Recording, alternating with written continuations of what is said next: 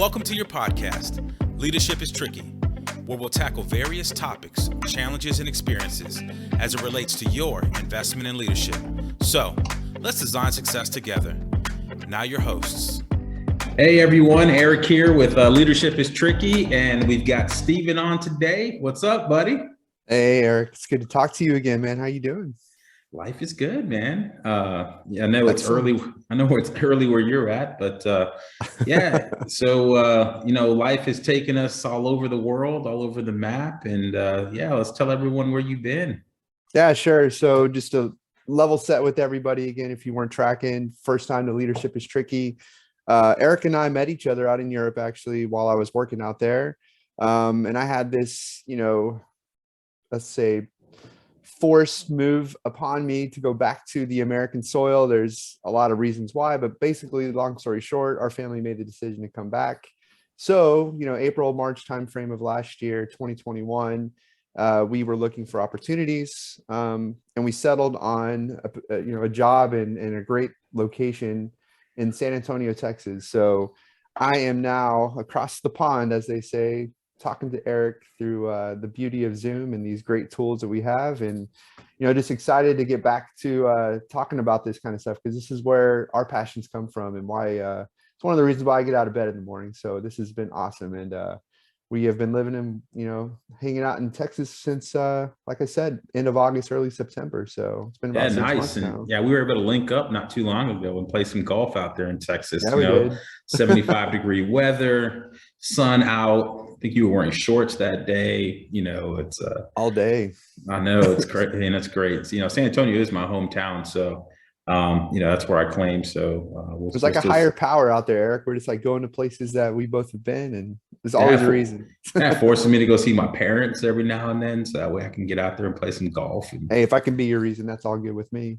You're back in the land of good Tex-Mex and all of that. I had some last night. Yeah, man. Shout out to Mi Tierra. It's great. Oh, I'm jealous.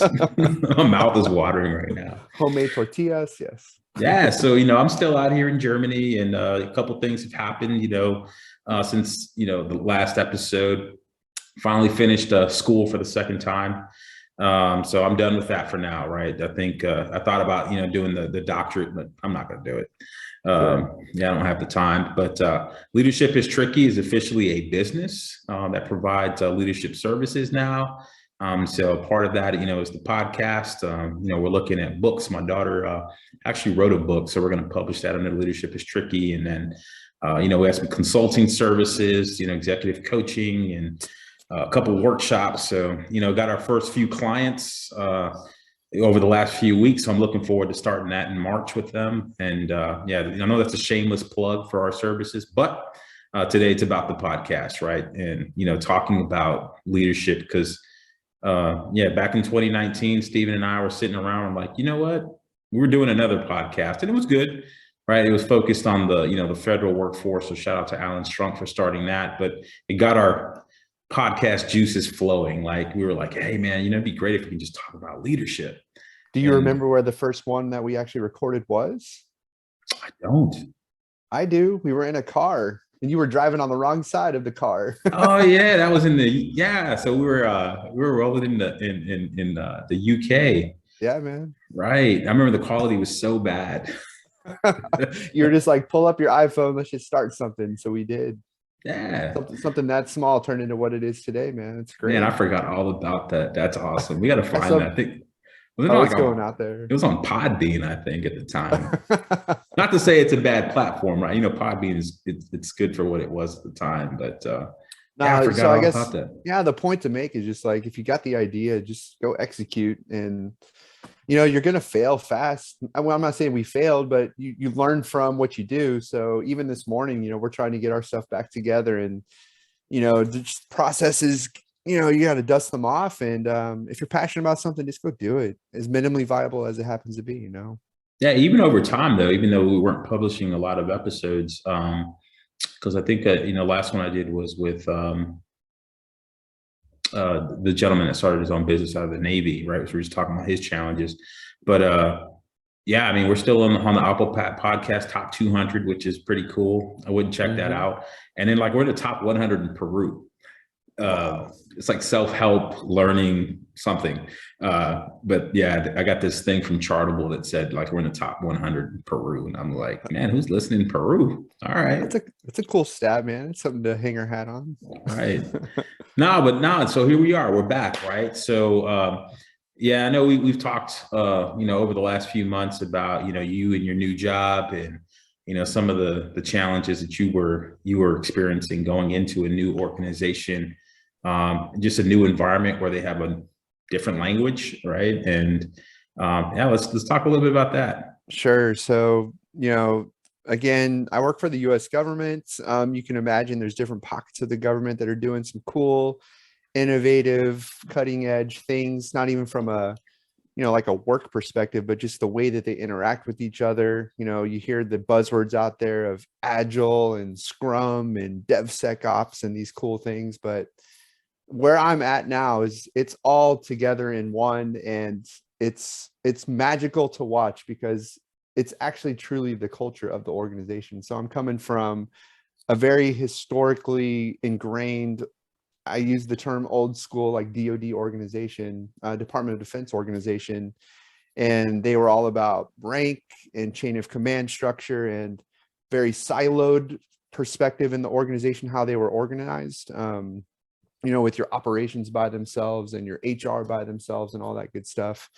This team I'm with now, Eric, it was the most shocking thing I've ever been a part of in my career with 17 years now.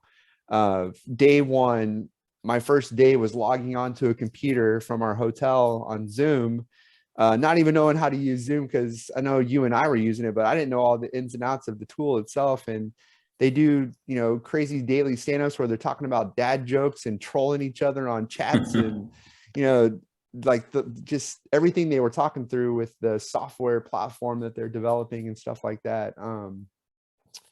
It was a great, just like day one. And what was cool about it too, they give you the opportunity to introduce yourself, obviously, to everybody out there. It's like 200 something people.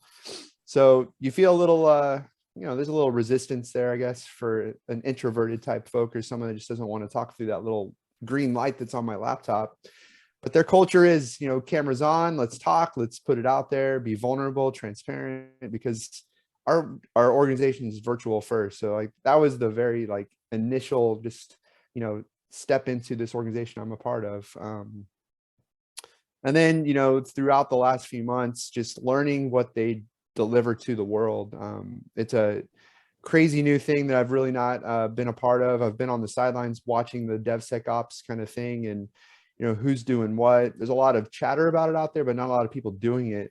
And this organization is truly doing it. And the fact that we have multiple apps in production is what they call it in software speak, and we're care and feeding the platform that they're delivering on. It's amazing to see our output to the warfighter. And I think that's a lot of people's like intrinsic motivation at work, is they want to see what they do deliver value to an outcome. And half the time in DoD, we're just building slides and briefings and conversations and talk for talk's sake.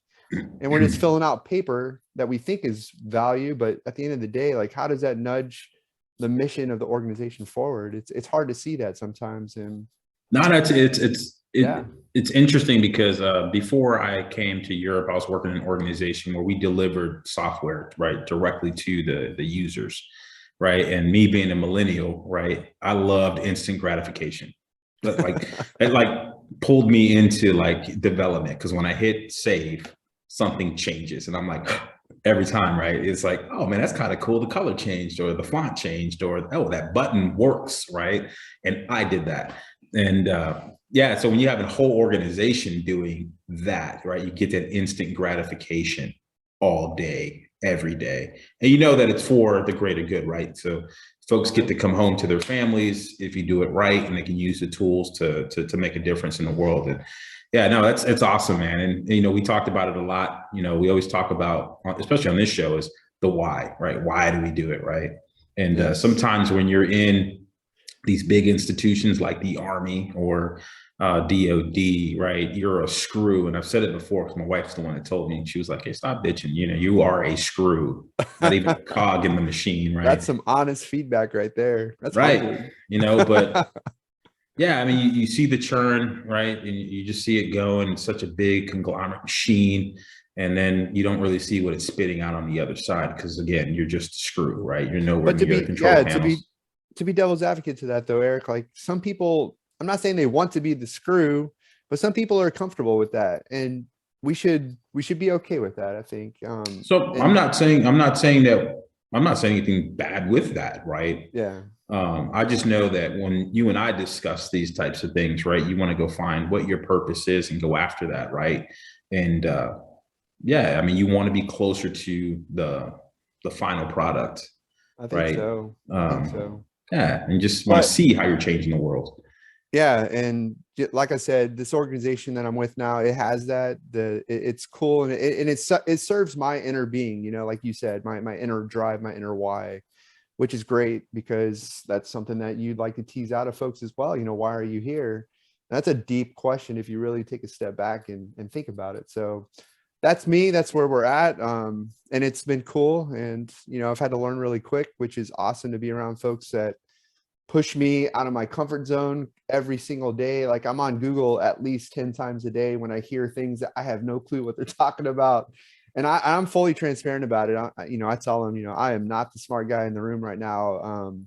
Give me a second, explain it maybe in layman's terms for me. And then it motivates me to actually go deep dive on it individually, which is really cool. And be able to have those educated conversations, if you will. So. No, that's great the way you just laid that out too, because we talk about like heightened levels of disequilibrium all the time, right? So like those heightened levels of chaos, right? So put you in that danger zone. So you can do those. Oh, yeah. We always talk about those 3 F's, right? You know, fight, flee, or freeze. Well, in this case, you wanted to learn from it, right? So that's leadership in its own, right? It's like, how do you put yourself in the constant state of learning? So no, that's good. Google is our friend. Oh, You know, yeah. there was a time where, you know, even before Ask Jeeves, I don't know if you remember that. Yeah. It was before Google, right? I mean, we had to open up an encyclopedia or we had to rely on someone passing down some information to us. So no, that's awesome. Dewey Decimal. Oh, Dewey Decimal. Yeah, my first job So, was working in a library. The guy he showed me. He was a cranky old guy. He reminded me of the guy from Neverending Story in the bookshop. But he, so yeah. so that's like my story, right, Eric? So like, what about you? I'm sure you've had some changes recently. Oh, I've had a ton of changes. So yeah, so I took a job a little over a year ago to go be a deputy director for an organization, and then day one they told me you got 90 days, you're taking over. It's like, Oh, well, that's nice. I knew nothing about what they were doing. You know, hundreds of millions of dollars, you know, at stake, hundreds and hundreds of projects at stake, you know, over the course of years. And I had to learn all that in 90 days, take over a dynamic team of professionals that were in a distributed workforce state, right? Everyone was teleworking because of COVID-19. If you don't know, that's a thing, you know, it's on the news, but yeah, we've been, you know, dealing with just trying to get up to speed there. And then on top of that, you know, trying to start the business. So leadership is tricky again, is now a company. So trying to get that off the ground, get the marketing going, the clients. Yeah. And then, you know, we had some, you know, some issues in the house where we were, you know, just overstretched and, you know, moving from one place to another. And so that was, you know, family dynamics of them trying to learn a new, kind of system, right? Because, you know, we were in a new, you know, new part of town. Kids were in a new school. They were dealing with the on and off with COVID, me trying to finish school. And then, yeah, then really I hit my breaking point, my tipping point in around December timeframe where I had nothing left for anyone, you know. Wow. I just felt like I was overstretched. So I had to hit a pause. You know, so my brothers came out, we went hiking, we went, to the top of Germany, and that was a good moment of just being up there in some solitude and peace, even though I was surrounded by people, and then just doing some reflection and coming back and saying, okay, what are those things that I just can't do anymore, right? Because I was giving myself to a lot of folks, whether it's mentorship, you know, the podcast, the other people's podcast, or just always being available to other people. I hit my tipping point, and I took a few weeks off and just said, okay, I'm just going to reset and unplug. Then I came back and said, okay, I'm going to live my purpose, right? I'm going to live my purpose, or I'm always going to live someone else's purpose. That's a sentence that a saying that I say all the time. So that's where I'm at now is, I'm focusing on the business. I'm focusing on the podcast. I'm focusing on those meaningful relationships, right? You and, the handful of people in my life that, just always been there and honest and aren't just consumers, right? So, of Erick, they actually give something back. So that's kind of where I'm at right now. And then on the leadership front, what I've been struggling with lately, though, is it's been so easy, right? Yeah. Right. That's why we call this thing leadership is tricky, right? Because it's not a one size fits all. Yeah. I'm being snarky to a certain extent. Right. Yeah. So it's been, how do you look? Everyone wants to be liked, right? Everyone wants to be the best leader they can be for everyone all the time. And I have found. Wait, let me cut you off there. So you said liked, and you said be the best leader for everyone. Do you think those two are the same thing? No. I think for me though, right? I want to be the best leader. Like I've invested in that activity of leadership. I want to be the best leader I can be. Period. But I also want to be liked, right? That's one of the things that I've come to grips with. I used to always say like, I don't care what people think about me, but the reality is I do, right? Okay. Right. I do care about what people think. I want to be looked at as someone that they can rely on, they can trust. And I want to be liked. That's just what it is. Right. Okay. So if I hear you right, you definitely want to be that strong leader, which, as we both know, sometimes being a leader means giving like some pretty harsh feedback in a certain situation that someone might not want to hear, but in hindsight or the long-term vision, because you being the good leader for them and looking out for them, holistically, they'll eventually have their aha moment if they're truly into the introspection and trust level with you and stuff. So why I asked the question is because liked, in my opinion, is a completely different thing than being like the good leader. Because sometimes when you're liked by someone, you're kind of just telling them what they want to hear. And that's kind of, I don't know, do you see it that way? Or maybe you pull the string on what is your definition of being liked by your folks? So I think it's a combination of a few things, right? It's one, I hear what you're saying, but I do want to be my authentic self, right? I want to stay true to my values, knowing that my beliefs might change over time, but be true to my beliefs in the moment. But then also be that constant for people in the workplace, that they can come to me. They know that I'm going to give it to them in an honest an answer, that they can trust me, that they know that I'm going to show that empathy. I think the piece that I struggle with is doing all of those things and being true to my authentic self, is holding people accountable because I don't want to be disliked, right? That's what I've been struggling with lately. Gotcha. Right? Is being honest, having that conversation with people, and in holding them accountable for those things that they are responsible for, and their performance and what their output should be. And it's not just tasks, but it's also just the holistic view of them, right? Of, hey, you should be doing this, and you should be saying that, and you should be producing these things, right? And then holding them accountable to it. And I just had a couple instances over the last couple of weeks where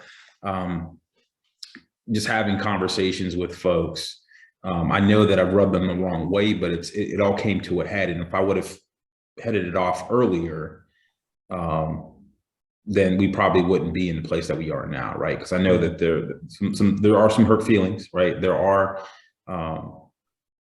some folks that are a little angry, right? But it's because I didn't give that effective feedback in the moment, right? Yeah. And it all came to a head. And so that's what I've been struggling with. And a lot of it has to do with people being in a distributed workforce and they've gotten comfortable because the microscope isn't on them to produce, right? Yeah. Well, let's flip that on its head though. So the microscope is not on them to produce.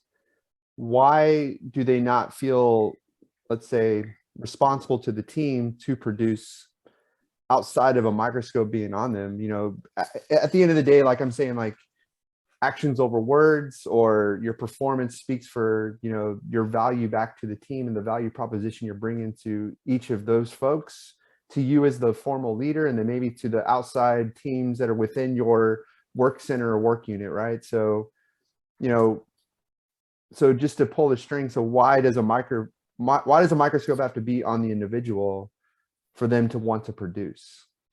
So I don't think I can't say it's for everyone, right? I think it's select individuals, right? That I think over time they've gotten comfortable being I don't want to say it. I don't want to say it in a negative way, but mediocre, right? They've doing just enough to slide, right? Right. So, you know, we both know a gentleman by the name of Nick Glatz, right? So Nick Glatz used to always tell me there was three types of people, right? Or there's three lanes within a workforce, you know, try, produce, and finishers, right? He's like, there's always those people that they're going to try, right? It's like 5%. They're going to try no matter what they do, they can't produce, right? And there's people that produce, that's the majority of your folks. And then you have the select people that are finishers, right? And I always thought that was an interesting concept, but I'm starting to see it in real time, right? That I do have folks that they try so hard, right? And I can respect that, but that's where, you know, I invest a lot of my time, are those people that are trying to get them to produce. There's those people that are just going to produce and they're kind of on cruise control. Then we've got those finishers, but then there's like one or two people that don't even fall in any of those categories, right? And I think that over time, they've just gotten comfortable of just not even trying any longer, right? Or do they like hop from one of those three personas back and forth, so you can't like keep up with them? Maybe like they'll produce something which makes you a little bit happy. They might even finish a project and you give them a pat on the back, and then they go way back into the triers, if you will, like on purpose. I mean, you always see the sprint right around performance review time, right? You see the sprint where hey man, they came out of nowhere and they're starting to knock things out. But I look at it over time. It's like, you know, these people have just kind of disappeared, right? And because we all get so busy, you know, day to day, you know, that oversight gets missed, right? And I'm not a micromanager, right? But I do throw things out there. And these are some things that I had to look at myself, right, as well, is to say,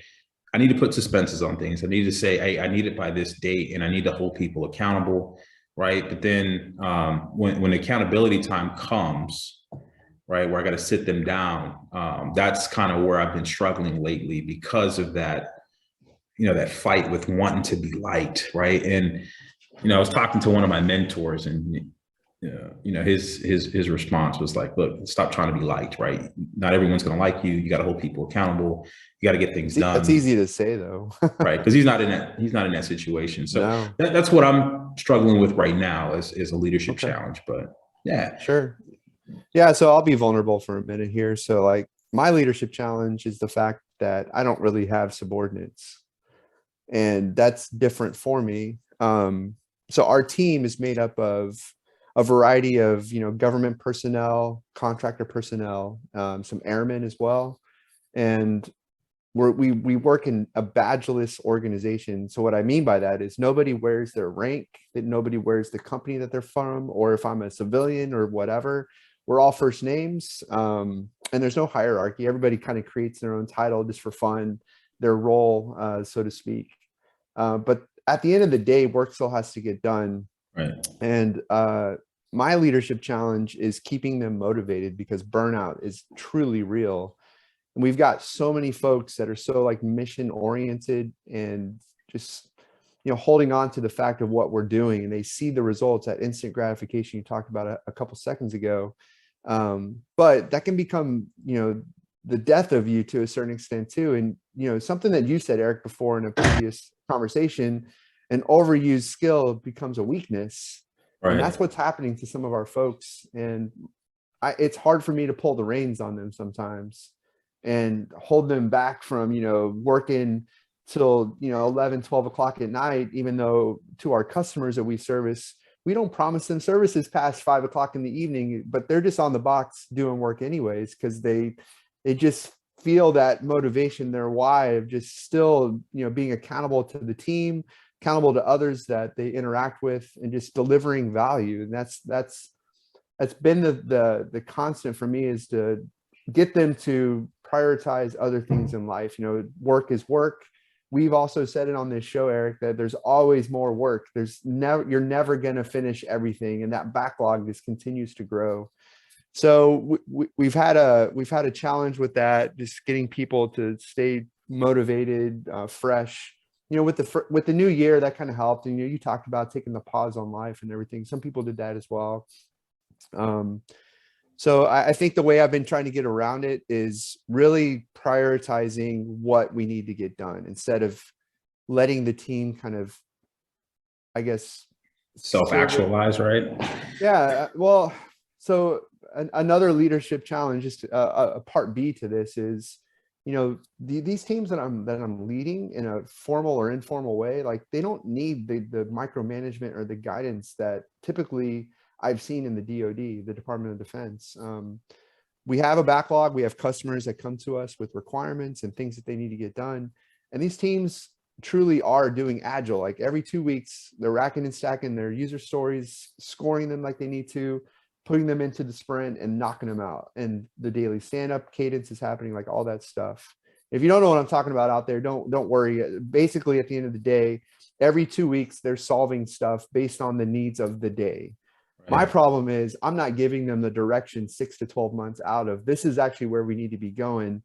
We're just in busy work mode right now, and putting fires out, keeping lights on. And that's dangerous, because you never catch up. And we always talk about, giving that direction, right? And getting that alignment and commitment, right? I mean, you have folks that are committed, and right now you're missing that direction and alignment, right? And that just capacity challenges over time, right? It just gets compounded, and it doesn't get better, right? Because folks think that they're doing great work, but to your point, right, work is infinite. They're just doing work.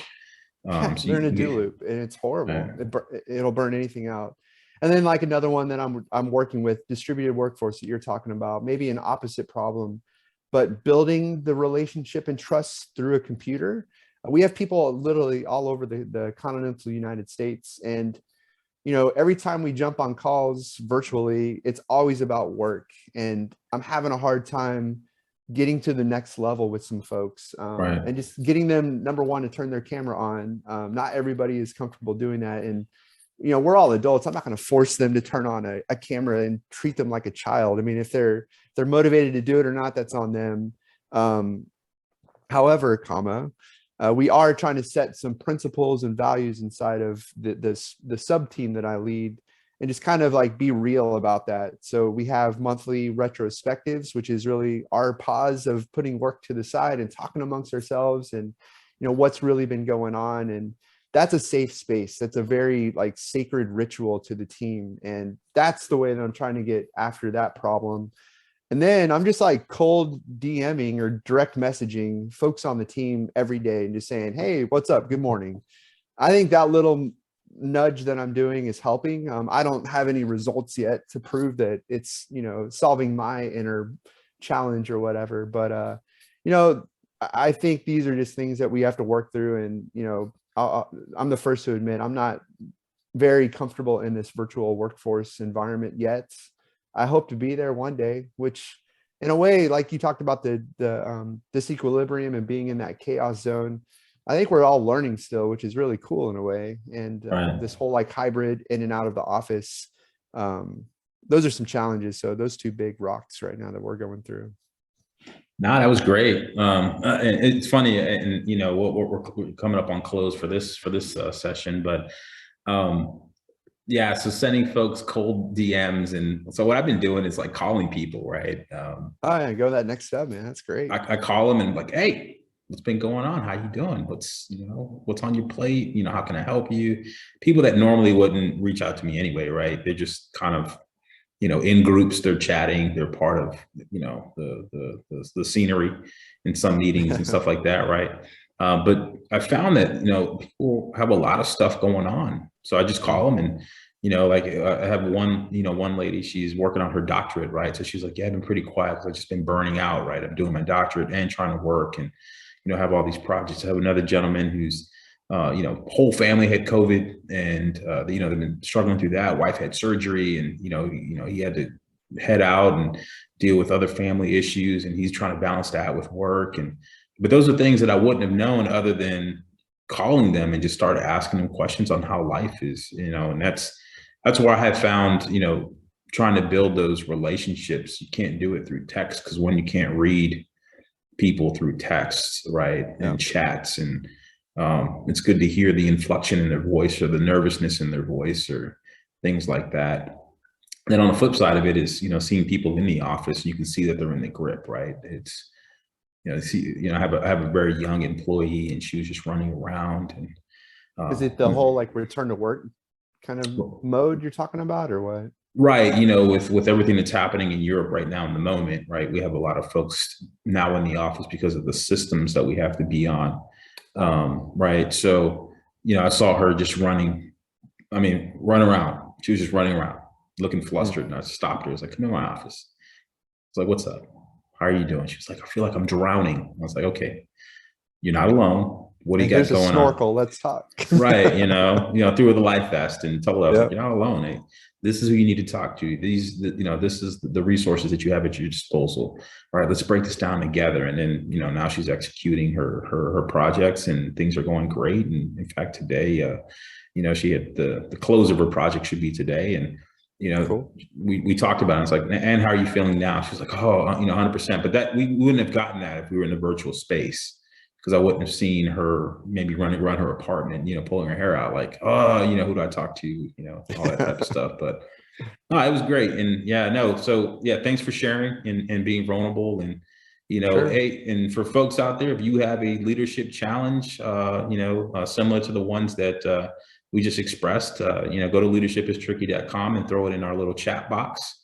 And, we'll answer some of your questions or read them out loud in our next, few episodes. And, then we can share those, share those messages with everyone else, and we can all learn from it. Because I'm sure there's folks out there that aren't alone, right? I think we're all kind of trying to learn, to your point, on how to be in these spaces. Hence the podcast, Eric. I mean, this could be that moment for people to take some reflection, listen to us for 30 minutes or so, and just come away with it with some aha moment for themselves that they can take back to their team, Right.